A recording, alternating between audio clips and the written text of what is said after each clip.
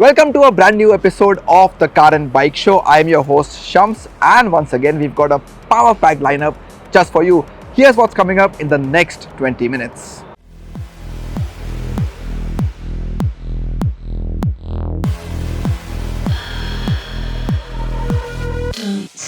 Let's begin with all the big news of the week, and the biggest of them is the new Tiguan braking cover, and a lot has changed on this premium SUV from Volkswagen. Take a look.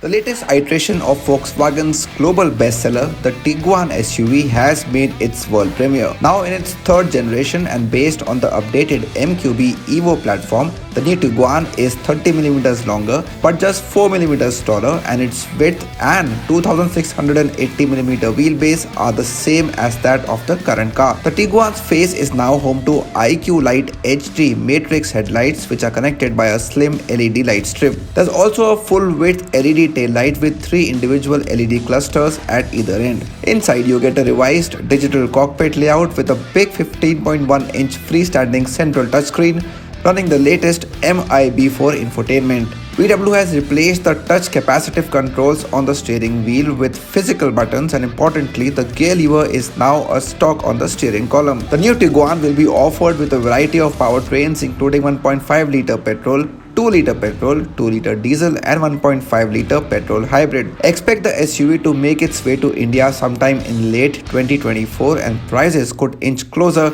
to the 40 lakh rupee mark. A brand new motorcycle from Italian giant Aprilia has made its way to the Indian market. Here's all that you need to know about the new Aprilia 457.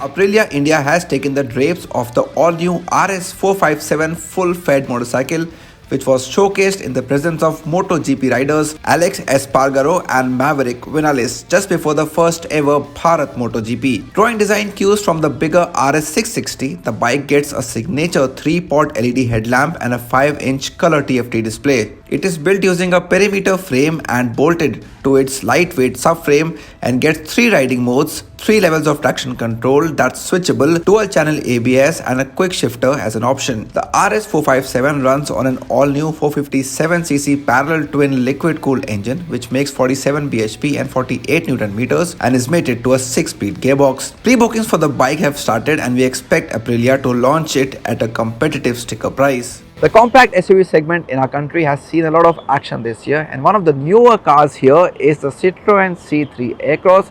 The prices have just been revealed, but there's more. An automatic version of the car is coming soon. All details here.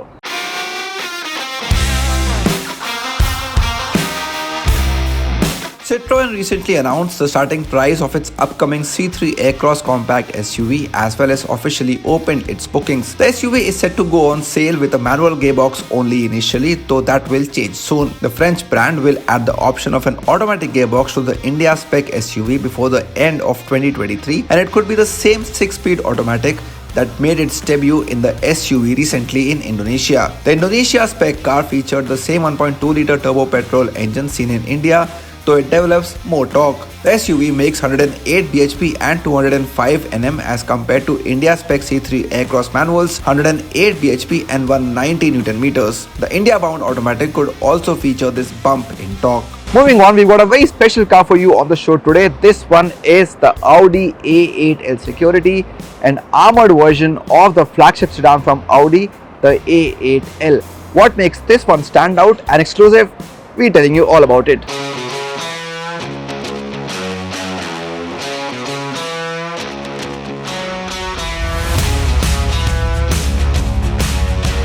You're watching Car and Bike, and this is one of the stars of the recently concluded G20 summit in New Delhi.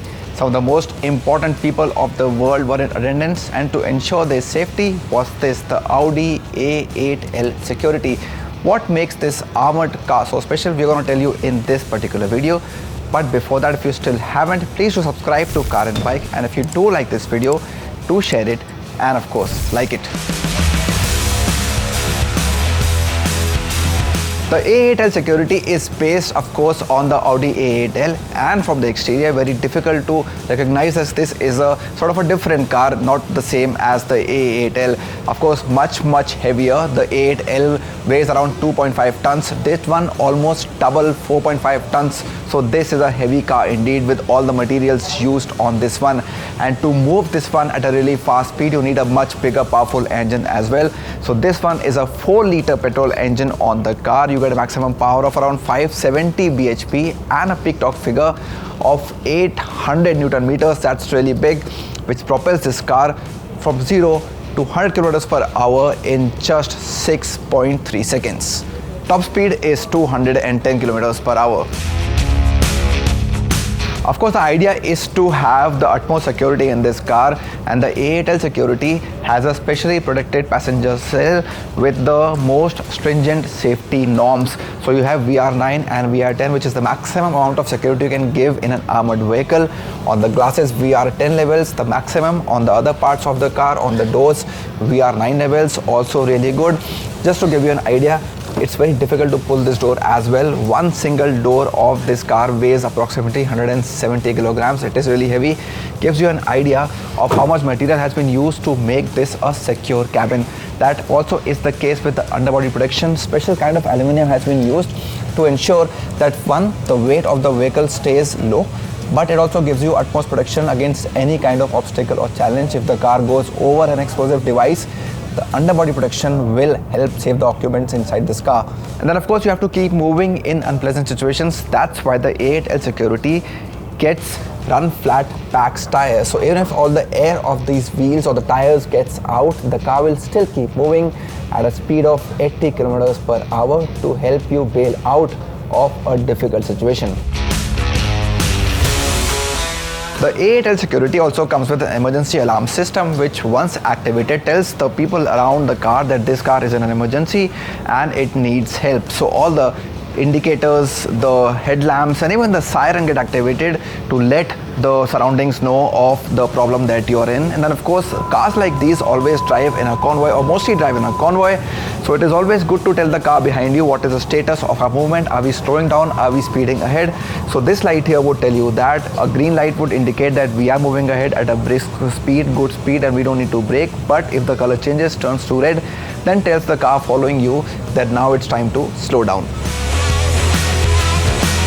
Of course, the A8L Security is based on the flagship A8L sedan, so you can expect all the bells and whistles, all the luxury features on this one as well.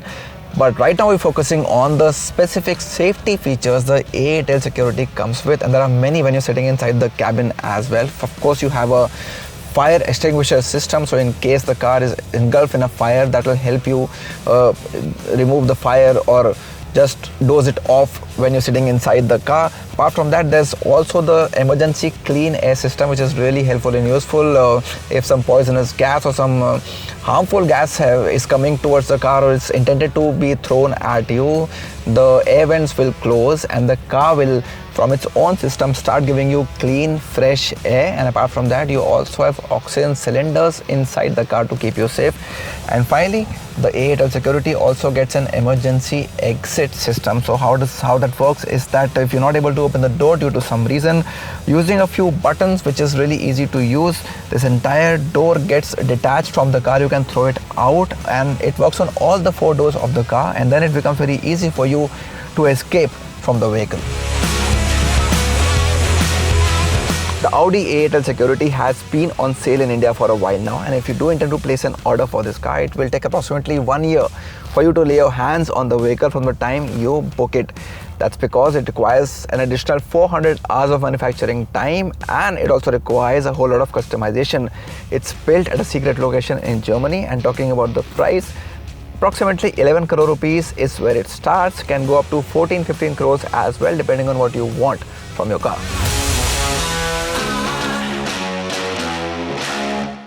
And before we end the show, here's a very interesting battle between 2 hot contenders in the commuter segment of motorcycles. It's Hero versus Honda, where the Splendor and the Shine are taking on each other.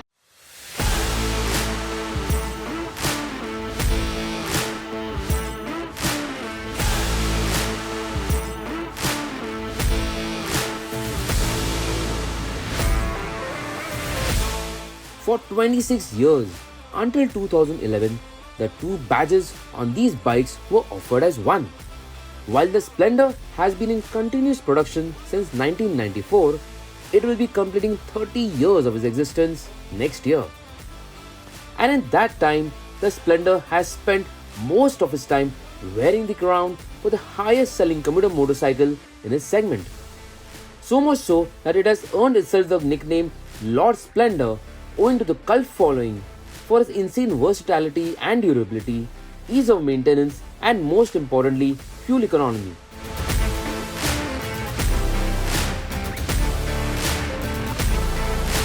And in the last 12 years, Honda started selling two-wheelers individually, but they didn't have a 100cc commuter motorcycle until now. Say hello to the Shine100, Honda's mass market motorcycle that is here to carve its own place. So how good is this motorcycle? How frugal is it? But more importantly, does it pack the potential to take on the Splendor and also the same throne that it once shared with Hero? We will be answering all of these questions in this video. But before we get going, if you are new here, do subscribe to our channel and hit that bell icon for the latest news, reviews and updates on the world of cars and bikes from Car and Bike. The Shine100 is an entry-level motorcycle, so its design is quite basic. You get a bikini fairing flanked by a slim fuel tank, followed by a long and wide saddle, before finishing with a simple and clean tail section. Honda has added few graphics to the mix for an upmarket feel and blacked out the crankcase covers and alloys. Unlike the Shine100, which is available in a single variant, Hero offers 3 variants of the Splendor Plus. This one, being the top spec one, gets additional features like an all-digital instrumentation, USB charging port, LED DRL, and this premium pearl white livery. Other than that, the Splendor's design has largely remained the same, except for some cosmetic updates to keep the bike fresh. It is the same fairing, fuel tank, side panels, and tail section with a metal carrier. The Shine100's clocks are a simple twin-pod unit with readouts for all the basic information. Meanwhile, the Splendor features an all-digital instrument console that's Bluetooth enabled and also features an instant fuel economy readout.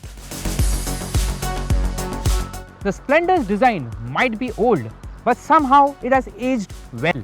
And Hero has done a commendable job in keeping this motorcycle up to date with the times, without compromising on quality. The Shine100, on the other hand, draws its inspiration from the Shine125. The latter looks comprehensive, cohesive and proportionate, but the same can't be said about this one. Besides the non-painted front plastic fender, which is an immediate eyesore, it is also due to the slim profile of the fuel tank in relation to the rather wide headlamp fairing. What do you think about the design of these motorcycles? Let us know in the comments. Coming to ergonomics, the riding stance on both bikes is more or less the same. Being commuters, the sitting position is upright, the foot pegs centrally positioned, and the handlebar is easy to reach. While the seat on the Shine100 is wide and spacious with firmer cushioning, the Splendor gets a slightly rounded seat profile, but also the cushioning is slightly softer in comparison. In this matter, for spending many hours on the saddle, the Shine100 has a slight edge over the Splendor.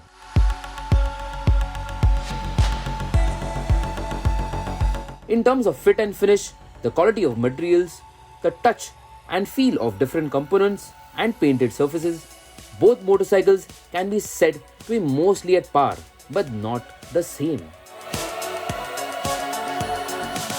The Splendor feels more solid and put together well, with everything right in place where you'd expect it to be. The Shine100 gets Honda's first 100cc motor that has been developed keeping the Indian commuter market in check. The unit is fuel injected and gets an electric starter besides the kickstarter.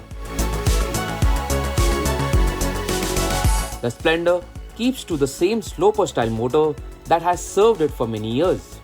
This one, also fuel injected now, gets an electric starter and kick, and also gets Hero's i3S tech that automatically switches off the engine when idling and back on when the clutch lever is pulled in, further improving mileage. Power delivery on the Shine is linear and largely concentrated at the mid-range of the RPM band. The 4-speed gearbox is slick and the gear ratios equally spaced out. In the case of the Splendor, the motor packs a healthy dose of torque that's available right at the bottom, which then pans out towards the mid-range of the RPM band. The gearbox on the Splendor is also a 4-speed unit, with the first two cogs shorter and the other two taller for cruising. The Shine runs mostly fine, but there is a bit of gruffness in terms of its refinement. Meanwhile, the Splendor feels effortless in building speeds and staying there.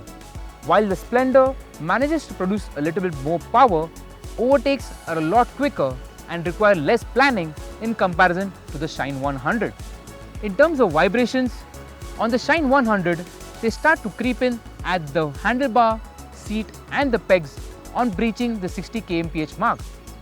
But in the case of the Splendor, there is only a minor buzz that can be felt at the handlebar and the pegs. While both motorcycles manage to breach the 80 kmph mark, the Splendor does that in a more relaxed and a comfortable manner. In terms of ride quality, both bikes are closely matched. Like most commuter bikes, the setup is soft enough to absorb bumps, small potholes and undulations well, but at the same time fairly stiff to offer confidence while cornering or at higher speeds. Unfortunately, the same can't be said about the brakes. Despite being equipped with drum brakes, the bite and feel from the Splendor's anchors is better than that of the Shine100. While the rear is fine, the front is notably soft and requires more force to shed speeds. The Splendor rides on 18-inch wheels compared to the 17-inch ones on the Shine100, and also comes with better tires, with a nicer thread pattern and profile. Not that the Shine100 has inferior ones, but do feel limited in comparison to the ones on the Splendor.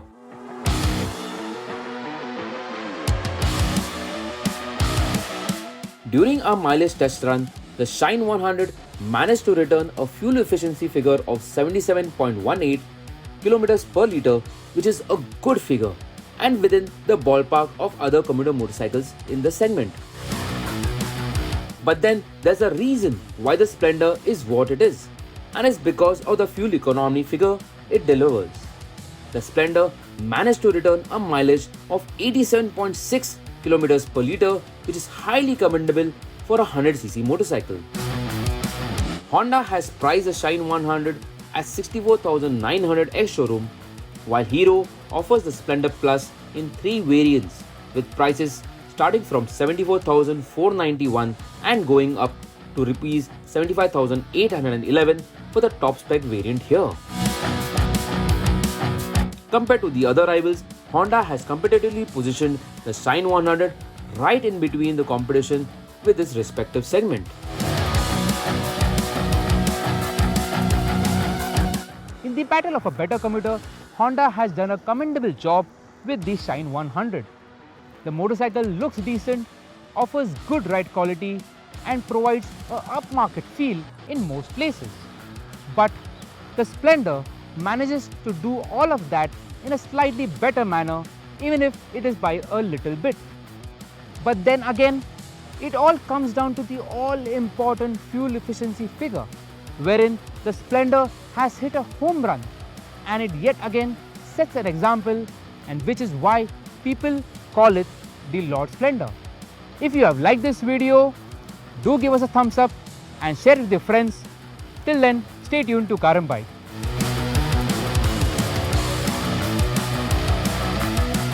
That's it on the Car and Bike Show this time around. Do let us know in the comments below how did you find this particular episode of the Car and Bike Show.